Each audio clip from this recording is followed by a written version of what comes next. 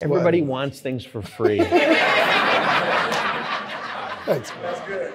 Appreciate it. That was good. But you don't respect it when you give it away. You don't respect the brand. You don't respect, and it's like me walking into Rosie's and saying, you know what, before I come and eat here, let me try your French toast first. Like, come on, no one's gonna do that. But when you give everything away, it loses its value.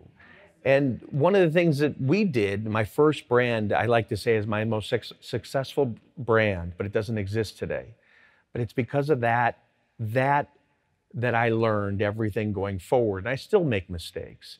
But little things like saying no. It was a vodka called 3, the number 3. It was amazing. It was distilled from soy, nothing else like it. Really cool looking package, had a hole in the top that you could hold the bottle like a carabiner.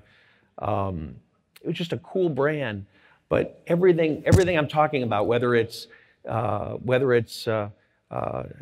anybody's going to screw it up, I want it to be me. I didn't do it back then. You tell me to change something, I would change. So I love telling this story. Belaire, this brand is going to be, it's about to become the #1 premium sparkling or champagne in the United States. We'll be the first brand ever to sell 1 million cases for a premium wine. Congratulations. It's enormous. It's bigger than Moet. It's bigger than Vouv. This brand, when I introduced it to our distributors in my industry, said, this will never work, Brett. It'll never work. You put it in a black bottle, you can't do that. You can't see the liquid. You're launching rosé first. You can't do that. You got to launch a Brut, which is the traditional champagne. It won't work at that price point. 10 years earlier, I would have changed everything. No, I'm not changing anything. I got to trust my instincts and trust my gut. I think this is maybe he's got an idea or two that I may change, but no, if I believe in it, I got to stick with it. And it worked. But all my brands, whether it was Ace of Spades, whether it was Douce, whether it was these brands, no one thought they'd work. Hold on. Douce is yours too? You started that? Yep.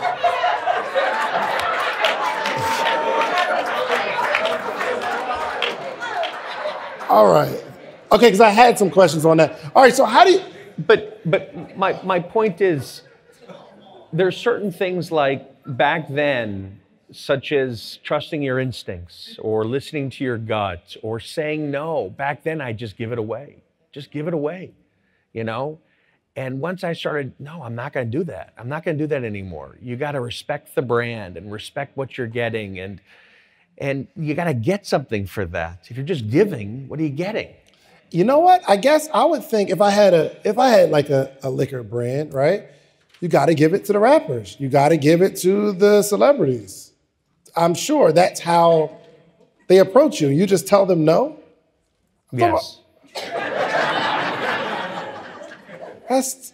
So David asked me to tell a story, but I'm not going to tell the full story because we have to keep it clean. Yes. But I remember it was great. I remember it was All-Star Weekend in Los Angeles, and Jay-Z and LeBron James had this. It was called the Two Kings event. I don't know if anybody remembers this. They used to do it all over, and it was in LA this year. And it was an amazing event. Lots of celebrities, and someone very famous. Oh, so Mark Cuban. I went over to Mark Cuban to introduce myself because Dallas had just won. They celebrated with Ace, and I said, Mark, Brett Berish, just want to introduce myself, Ace of Spades. And he's like, oh my God, I love the brand. And I said, thanks. And I just walked away. And I'm talking to some friends, and all of a sudden I get a tap on my shoulder, and it's Mark Cuban, and he says, Brett, I want to introduce you to so-and-so, who's the biggest actor in the world. And he loves your brand. And I said, great. And so I walk over, I'm like, this is really cool. You know, Mark Cuban, he's introducing me. And he says, you know, so-and-so, and he says, this is Brett Berish, Ace of Spades. And he says, oh, that's great. Can you throw me a few bottles? And I said, no. I said, well, it's a real small production. We don't make a lot. Yeah, I know. Just throw me a few bottles.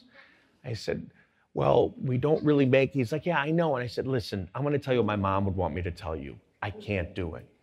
And I said, here's my information. If I can do anything, let me know. And I remember going back to the hotel that night, and my head of PR is like, you're nuts, Brett. This is crazy. 3 months later, I think he spent like $500,000 on the brand. And I'm like,